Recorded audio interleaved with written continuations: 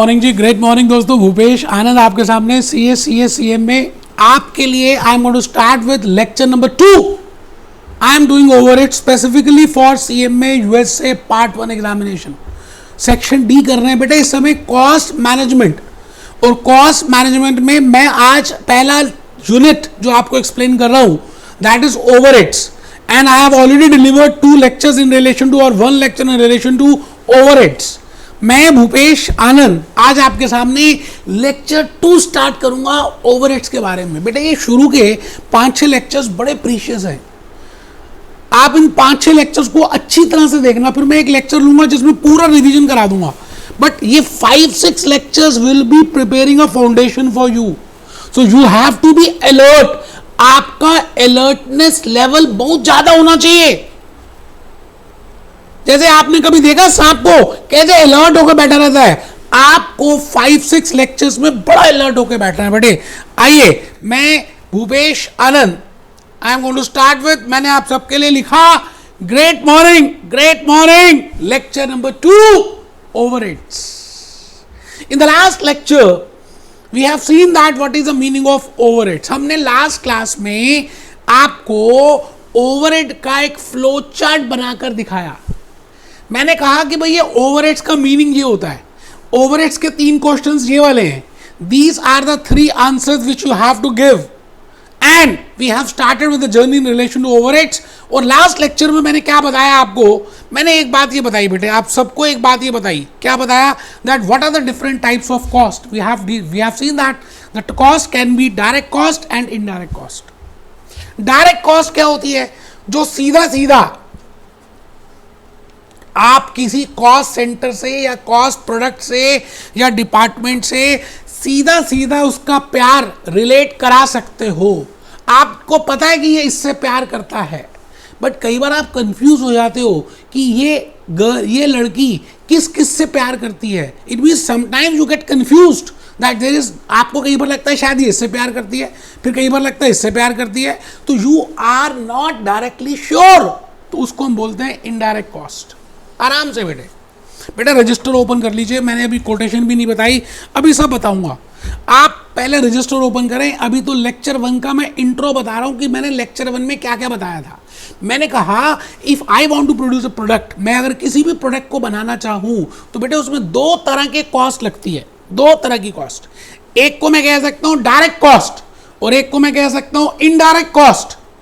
बेटे direct cost वो वाली कॉस्ट होती है जो आप डायरेक्टली उसी प्रोडक्ट के लिए या उस कॉस्ट सेंटर के लिए या उस पर्टिकुलर डिपार्टमेंट के लिए या जो भी कुछ आप बना रहे हैं उसके लिए इनकर करते हैं, और आपको पता है ये आपने इसके लिए इनकर की है। बट कई बार कुछ खर्चे कॉमन होते हैं। हमने लास्ट लेक्चर में सीखा था कि कॉमन कॉस्ट को इनडायरेक्ट कॉस्ट बोलते हैं, जिसको आप डायरेक्टली ये नहीं कह सकते कि आपने इसके लिए किया है, क्योंकि वो सबके लिए होते हैं, सबके लिए। जैसे भगवान सबके लिए, अल्लाह मियाँ सबके लिए, आप ये नहीं कह सकते रामलाल के लिए, श्यामलाल के लिए, बंटी के लिए, बबली के लिए। Similarly whenever you are manufacturing a product, in the last lecture I have told you case study in relation to Reynolds pen. मैं आपको रेनॉल्ड की फैक्ट्री में लेके चला गया था। मैंने आपको रेनॉल्ड की फैक्ट्री से बताया कि भाई एक पेन बनाने के लिए डायरेक्ट कॉस्ट कितनी होती है और इनडायरेक्ट कॉस्ट कितनी होती है। आप लास्ट लेक्चर देख सकते हैं, बस मैंने उसमें बताया था। फिर मैंने आपको बताया था what is the meaning of overheads. एक बच्चा कह रहा है लिखना है, हाँ बेटा लिखना है, ये लेक्चर 2 है लेकिन लेक्चर 1 का भी थोड़ा सा लिखना है, एक हल्का सा रिकैप हो जाए। Meaning of overheads, and those overheads I incur in the factory. Indirect cost is incurred in the office, indirect cost is incurred in the selling department, indirect cost is incurred in the research department. इन सभी departments में जो cost incur होती है उसको indirect cost बोलते हैं, उसको ओवरहेड्स बोलते हैं। मैंने आपको बताया था कि फैक्ट्री डिपार्टमेंट में खाली डायरेक्ट कॉस्ट होती है और इनडायरेक्ट भी होती है, बट ऑफिस में खाली इनडायरेक्ट होगी, सेलिंग में इनडायरेक्ट होगी, रिसर्च में इनडायरेक्ट होगी, बिकॉज मैं उसको डायरेक्टली प्रोडक्शन से रिलेट नहीं कर सकता। So I have told you there are 3 different classifications of overheads. We can divide the overheads on the basis of function wise. जैसे factory overheads, indirect cost incurred in the factory, office overheads, admin overheads, indirect cost incurred in the office rent, accountant की salary, computer का depreciation, office की electricity, that is indirect cost in the office. And indirect cost, all cost which is incurred in the selling department is indirect. All cost which is incurred in the research and development is indirect. I think आप मेरी बात को समझ रहे हैं. बेटे लिखना है. मैंने लास्ट लेक्चर में एक फ्लो चार्ट बनाकर दिखाया था. बेटे अगर आपने लास्ट लेक्चर नहीं किया ना फर्स्ट, तो लाइफ में बड़ा कुछ मिस कर दिया आपने. आपको हमेशा रहेगा कि यार ओवरहेड्स का मैंने फर्स्ट लेक्चर नहीं किया. भूपेश आनंद ने फर्स्ट लेक्चर में क्या क्या बताया. बेटा आप बेटा फ्लो चार्ट, और कहते हैं कि अगर आप उस फ्लो चार्ट को अच्छी तरह से समझ लें, एक माइंड में बसा लें, तो पूरा चैप्टर क्लियर हो जाएगा. आपको समझ आ जाएगा why we are doing this and why we are doing that. I think in the last lecture we have discuss. तो मैं चाहता हूं एक दो लाइनें आप छोटी छोटी सी लिख लें. नो डाउट आपका पेपर मल्टीपल चॉइस है, सब्जेक्टिव टाइप है, I am not aware of that, but आपको लिखना है overheads can be divided into following on the basis of functional, और functions के बेसिस पे आप ओवरहेड्स को इस तरह से डिवाइड कर सकते हैं. ठीक है जी. पहला मैन्युफैक्चरिंग ओवरहेड्स, प्रोडक्शन ओवरहेड्स, एक ही है बेटे, एक ही बात है. फैक्ट्री ओवरहेड्स एक ही बात है बेटे. आपके अलग अलग नाम है ना. आपको घर में, जैसे मुझे घर में मान लेते हैं बंटी से बुलाते हैं, और मेरा ऑफिस में नाम है भूपेश, तो आई हैव डिफरेंट नेम्स. आपके भी नाम होंगे अलग अलग.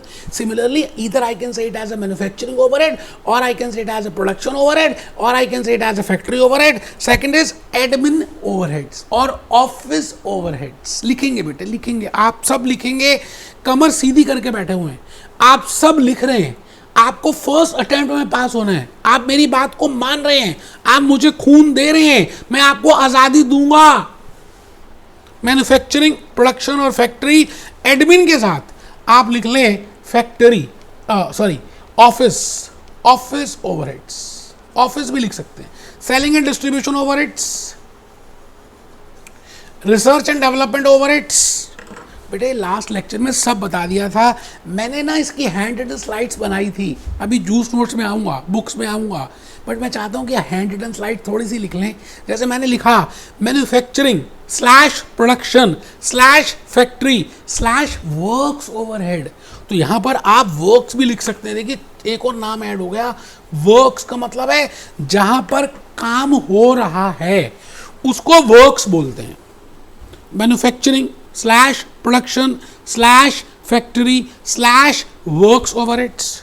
इट इंक्लूड्स, बेटे आपको पता है वर्क्स ओवरहेड्स या फैक्ट्री ओवरहेड क्या होता है. The indirect cost which is incurred in the factory which is not incurred specifically for a cost centre, जो कॉमन में इनकर हुई है, जो सबके लिए इनकर हुई है. ये मैंने लास्ट लेक्चर में बता दिया था, अभी रिकैप हो रहा है. कुछ समझदार बच्चे नहीं लिख रहे, वो बेवकूफ़ हैं. आप सब लिख रहे हैं. It includes all indirect cost, indirect material, indirect labour, indirect expense incurred for operations of a manufacturing in a factory.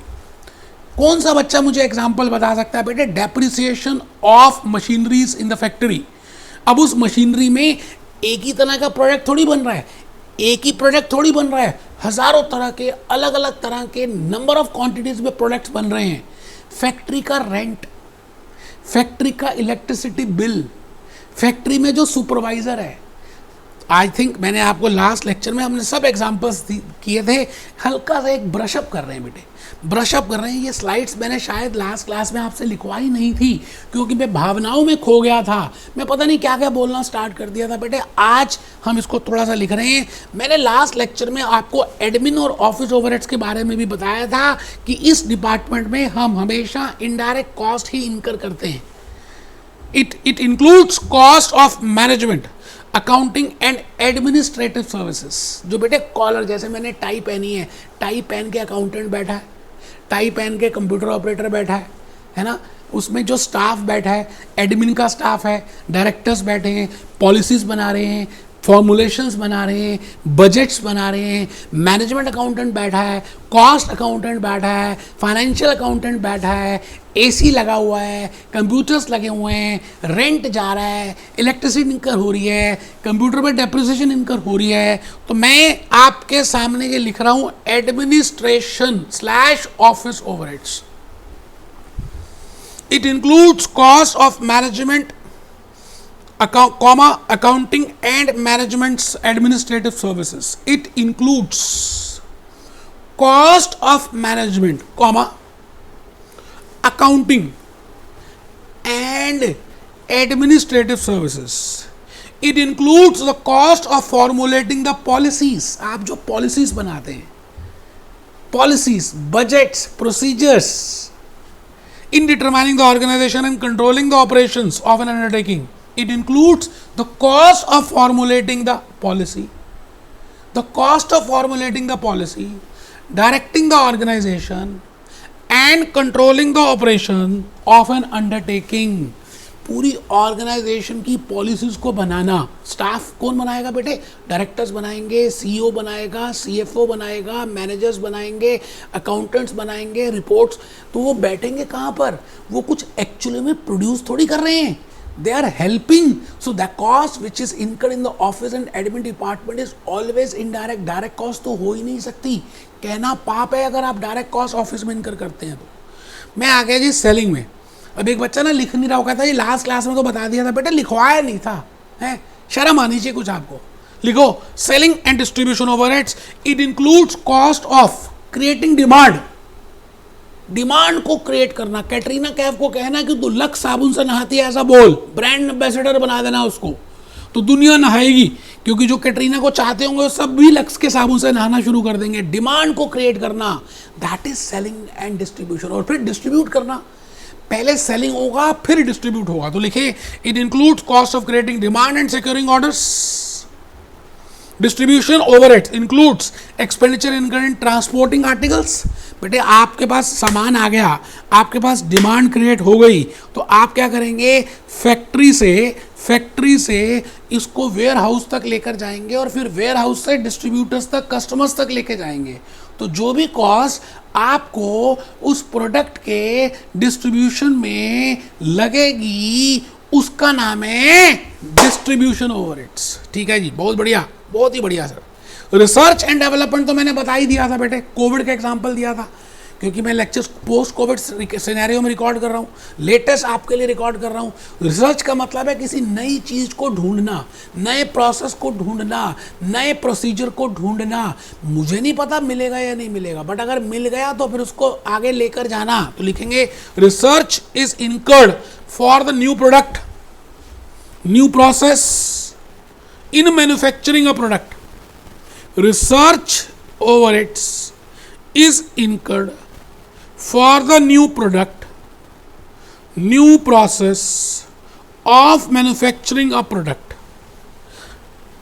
Development overheads is incurred for putting research, जो आपने रिसर्च में ढूंढा उसको कमर्शियल बेसिस पे करना, उसका नाम है डेवलपमेंट. ठीक है जी, बहुत बढ़िया. आइए मैं भूपेश आनंद अपना लेक्चर अब स्टार्ट कर रहा हूं. बेटे एक बच्चा कहता अब स्टार्ट हो रहा है, मैंने कहा हाँ. एक कोटेशन मैंने लिखी है, the universe does not speak English, it speaks frequency. आप जो काम बार बार करोगे, स्पीड में करोगे, वो जल्दी पूरा होगा. बेटे इस बात को समझना. इन द लास्ट लेक्चर मैंने आपको एक बात बताई थी कि अभी तक हमने ये सीख लिया कि ओवरहेड्स होते हैं, इनडायरेक्ट कॉस्ट होती है, डायरेक्ट कॉस्ट होती है. फिर मैंने कहा था जी ओवरहेड्स को अब हम क्या करेंगे, जो चीज़ कॉमन होती है. जैसे पहले ज़माने में ना जॉइंट फैमिलीज हुआ करती थी, मैं जॉइंट फैमिली में रहता हूँ अभी भी. तो उसमें क्या होता था, बड़े पापा, दादाजी, छोटे पापा, पापा, बड़ी मम्मी, छोटी मम्मी, एक साथ ही ना एक ब्रेकफास्ट जब बनता था ना, तो हम सब कजन्स का हमारा एक ही साथ ब्रेकफास्ट बनता था. हम सब लाइन में बैठ जाते थे नीचे चौकड़ी मारकर. सबको एक ही तरह का खाना मिलता था, सबको एक ही तरह का दही मिलता था, सबको एक ही तरह की स्वीडिश मिलती थी और बांट बांट के मिलती थी. मान लो मेरा मन है ये ज़्यादा खाने को नहीं मिलेगी बिकॉज सबको मिलनी है. इसी तरह से जो भी चीज़ कॉमन में इनकर होती है उसको बांटा जाता है. कॉमन का मतलब क्या? इनडायरेक्ट. इनडायरेक्ट का मतलब क्या? जो डायरेक्टली आप किसी प्रोडक्ट या कॉस्ट सेंटर से डायरेक्टली रिलेट नहीं कर सकते. अच्छा, अगर रिलेट नहीं कर सकते तो मुझे इसको डिस्ट्रीब्यूट करना पड़ेगा. अच्छा, डिस्ट्रीब्यूट करने के लिए मैंने कहा था लास्ट लेक्चर में कि मैं आपको 4 बातें बताऊंगा। पहली बात, आपको ये पता होना चाहिए कि लीवाइस जीन्स में या रेनॉल्ड्स में कितने तरह के डिपार्टमेंट्स होते हैं। How many types of departments are there in a manufacturing entity, ये नहीं सीखेंगे। वैसे मैं बता दूं, I can have different types of departments, but from the overheads point of view, क्योंकि मुझे ओवरहेड्स डिस्ट्रीब्यूट करने हैं, तो मैं ओवरहेड्स के पॉइंट ऑफ व्यू से अगर बताऊं तो बेटे एक होता है प्रोडक्शन डिपार्टमेंट और एक होता है सर्विस डिपार्टमेंट। अभी देखेंगे क्या होता है। दूसरी बात जो आपको पता होनी चाहिए उसका नाम है एलोकेशन। बंदा हाजिरा भाई साहब ऐसे ऐसे एग्जाम्पल देगा, ऐसे ऐसे एग्जाम्पल देगा कि आप कहोगे सर बस समझ आ गया, भूपेश आनंद ही रुकेगा बेटे एग्जाम्पल देते समय, because it is very important for examination point of view that what I mean by allocation of overheads, what I mean by apportionment of overheads. ठीक है जी, तो मैं आपको 4 बातें बताऊंगा आज मतलब आने वाले 5-6 लेक्चर्स में। फिर नेक्स्ट लेक्चर में जब ये सारी बातें बता दूंगा, इसकी रिवीजन कराऊंगा, फिर उसके ऊपर 1-2 क्वेश्चंस कराऊंगा, तब जाकर आपको समझ आएगा। उसके बाद आप कहीं से देखना देख सकते हैं, लेकिन अभी 4-5 लेक्चर्स बड़े अलर्टनेस के इंपॉर्टेंट हैं। आपका ध्यान मेरी बातों में होना चाहिए। आप मटका बनाइए, सर मटका बनाएं, हाँ बेटे ओवरहेड्स की बातें कर रहे हैं, डिस्ट्रीब्यूशन की बातें करेंगे, अभी तो धीरे धीरे आगे बढ़ रहे हैं। 4 बातें बड़ी इंपॉर्टेंट हैं जी। Types of departments. अच्छा, इस टाइप में 2 तरह के डिपार्टमेंट्स होते हैं जी, एक प्रोडक्शन और एक सर्विस। बेटे मैं ओवरहेड्स के पॉइंट से बात कर रहा हूं। एलोकेशन एंड अपॉर्शनमेंट बेटे बड़े इंपॉर्टेंट कंसेप्ट्स हैं, मैं बड़े सारे एग्जांपल्स दूंगा इसको बताने के लिए। उसके बाद प्राइमरी एंड सेकेंडरी डिस्ट्रीब्यूशन, बड़े इंपॉर्टेंट एग्जांपल्स दूंगा, बड़े इंपॉर्टेंट मेथड्स करूंगा। और उसके बाद लास्ट में अब्जॉर्प्शन के रेट्स। बेटे बड़ा मजा आने वाला है, मैं आपको क्या बताऊं। अच्छा एक चीज बताइए छोटी सी, मैं अब आपसे अभी बताऊंगा कि प्रोडक्शन डिपार्टमेंट क्या है और सर्विस क्या है, लेकिन मैं आपसे कुछ पूछना चाहता हूं। मैं आपसे ये कहना चाहता हूं कि मान के चलते हैं कि मैं खाली एक ही तरह का प्रोडक्ट बना रहा हूं। मैंने देखो यहां पे लिखा है Levi's jeans. Levi's is only manufacturing jeans. सुनना जी, ध्यान से सुनना, कहानी शुरू हो चुकी, आपको अब प्रॉब्लम समझ आ जाएगी। धीरे धीरे मैं उस मुद्दे पे आ जाऊंगा जो मैं बताना चाहता हूं। लेकिन चलिए जीन्स ही बनाती है तो बेटे बड़ी सिंपल सी बात है, जीन्स के लिए ये कंपनी 2 तरह की कॉस्ट इनकर कर रही होगी। Direct material, direct labour, direct expense, we have already seen in intro series, and indirect factory overheads, office overheads, selling and distribution overheads. ये बात अब हमने सीख ली, ठीक है जी। मतलब डायरेक्ट कॉस्ट भी इनकर कर रही होगी और इनडायरेक्ट कॉस्ट भी इनकर कर रही होगी। इनडायरेक्ट कॉस्ट फैक्ट्री में भी हो रहा होगा, ऑफिस में भी होता होगा, रिसर्च एंड डेवलपमेंट में होता होगा, सेलिंग एंड डिस्ट्रीब्यूशन में होता होगा। लेकिन इस कंपनी का मैनेजमेंट अकाउंटेंट काफी सारा खुश होगा। कोई बच्चा आप में से है जो मुझे बता सकता है कि इस कंपनी का लीवाइस जीन्स का, the company was only producing jeans, why the finance manager is very much happy. मैंने उसका चेहरा भी आपके सामने रखा है, बड़ा खुश है यार। देखते हैं कौन सा बच्चा गेस कर सकता है। बेटे अगर एक ही तरह का प्रोडक्ट है तो चाहे डायरेक्ट कॉस्ट हो या इनडायरेक्ट कॉस्ट हो, सारी की सारी जाएगी कहाँ? जीन्स में। Whether it is office overheads, whether it is selling overheads, whether it is factory overheads, whether it is research and development overheads, all type of overheads, all type of indirect cost, I will directly add while calculating the cost of jeans. जब मैं jeans की cost निकाल रहा हूँगा, एक बच्चा कहता है ऐसा क्यों? वो तो कॉमन में इनकर हुई है, इलेक्ट्रिसिटी बिल तो कॉमन में इनकर हुआ है, अकाउंटेंट तो कंपनी के लिए। बेटे मैं यही तो बात कह रहा हूँ कि आप जब एक ही तरह का प्रोडक्ट बनाते हो तो फिर डिवाइड क्या करना है? एक घर में एक ही बेटा है तो जो वेल्थ है पेरेंट्स की वो डायरेक्टली उसी बेटे को तो मिलेगी। बट एक घर में बेटा भी है बेटी भी है, तो आप ये बताइए वो जो वेल्थ है वो तो डिवाइड होगी ना बेटे को और बेटी को। मैं तो कहता हूँ एक ही बच्चा है, अगर उस पेरेंट का एक ही बच्चा है तो लड़ाई झगड़े के चांस ही नहीं है, क्योंकि सारी वेल्थ उनके मरने के बाद उसी को मिलने वाली है। तो भाई आपस में लड़ाई नहीं करेंगे क्योंकि भाई है ही नहीं। यही बात तो समझाना चाहता हूं कि मैं जो ओवरहेड्स की बात करूंगा, प्रॉब्लम कब आएगी, आपका अलर्टनेस लेवल कब चाहिए, जब एक से ज्यादा प्रोडक्ट्स होंगे, जब एक से ज्यादा चीजें आप बना रहे होगे। जैसे लीवाइस जीन्स, जीन्स भी बना रही है, टी शर्ट्स भी बनाती है, शर्ट्स भी बनाती है, गॉगल्स भी बनाती है। अब आएगी दिक्कत, क्योंकि वो जो कॉमन खर्चा है वो एक के लिए नहीं हो रहा। नो डाउट इनडायरेक्ट कॉस्ट हो तो रही है, बट अगर वो एक ही यूनिट के लिए, एक ही तरह के प्रोडक्ट के लिए, एक ही तरह के लिए हो रहा, तो बेटे डिवाइड करने का कोई यूज ही नहीं है, क्योंकि जाना तो एक ही में है। आई थिंक आप बात समझ रहे हैं जो मैं कहना चाह रहा हूं। प्रॉब्लम कब आएगी बेटे, प्रॉब्लम कब आएगी मेरे बच्चे? प्रॉब्लम तब आएगी जब एक से ज्यादा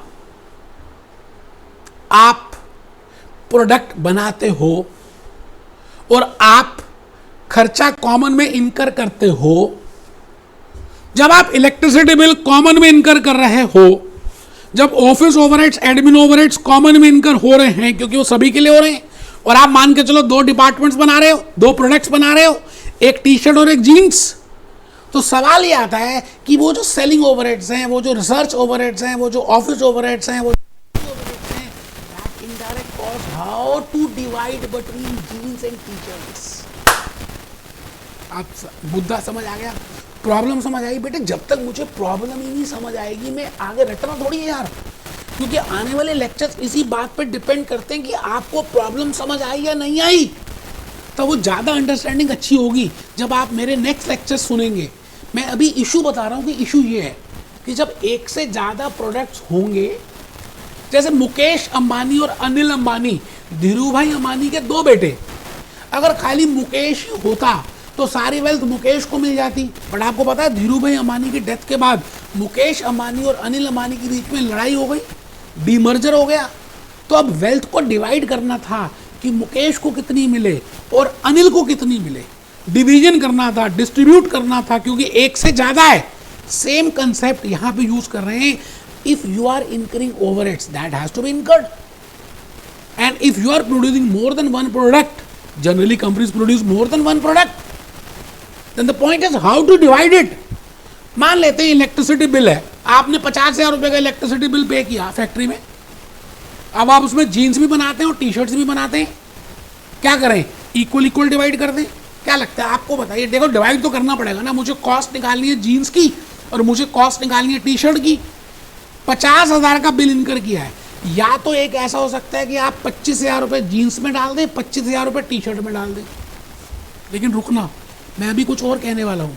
मान के चलो एक जीन आप 5,000 रुपये की बेचते हो और एक टी शर्ट आप 1,000 की बेचते हो, क्या ये ठीक है? इलेक्ट्रिसिटी बिल को बराबर बराबर बांटना। आपका आंसर होगा बिल्कुल ठीक नहीं है। नहीं नहीं, बिल्कुल नहीं बेटे, बिल्कुल आप ठीक कह रहे हो, नहीं होना चाहिए ऐसा। अच्छा आप ये बताइए, 5,000 यूनिट जीन्स के बनाए और 1,000 यूनिट टी शर्ट के बनाए, तो क्या वो 50,000 का जो इलेक्ट्रिसिटी बिल आया फैक्ट्री का, क्या वो 5,000:1,000 के रेशो में डिवाइड कर दूं? बेटे ये भी कुछ ठीक नहीं है। क्या पता जीन्स में इलेक्ट्रिसिटी कम लगती हो, क्या पता वो जीन्स ऐसी मशीन में बनाते हो जिसकी इलेक्ट्रिसिटी की कंजम्पशन कम है। इसका मतलब अंदाजा नहीं करना, इसका मतलब आपको डिवाइड करना पड़ेगा। पहली बात तो ये लॉजिकली क्लियर हो गई that you have to divide when there is a common cost and there is existence of more than 1 product. आग कब लगती है? जब सूखी लकड़ियां हो और चिंगारी हो। खाली सूखी लकड़ियां होगी, चिंगारी नहीं होगी, आग नहीं लगेगी। खाली चिंगारी होगी, सूखी लकड़ियां नहीं होंगी, आग नहीं लगेगी।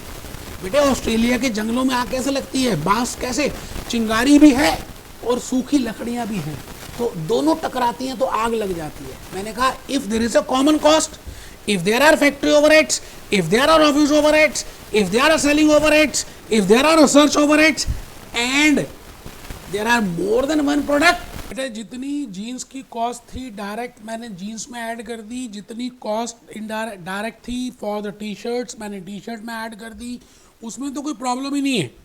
But the point is how I have to add that indirect cost. मैं इनडायरेक्ट कॉस्ट कैसे जीन्स में और टी शर्ट में ऐड करूं? And indirect cost is incurred in the factory, is incurred in the office, is incurred in the selling, and it is incurred in the research and development. तो मैं वो cost कैसे add करूं, ये बात समझनी है। ठीक है जी। तो मैं आपसे ये कह रहा हूं कि that how we will add electricity bill cost, how we will add rent cost, and how to distribute the number of jeans into that jeans and in between t-shirts। ये बात समझनी है। तो इसके लिए मैंने आपको अभी अभी बताया that there are two departments, there are two types of departments in a manufacturing entity. One is production entity and second is the department which is not producing anything, rather they are giving the services।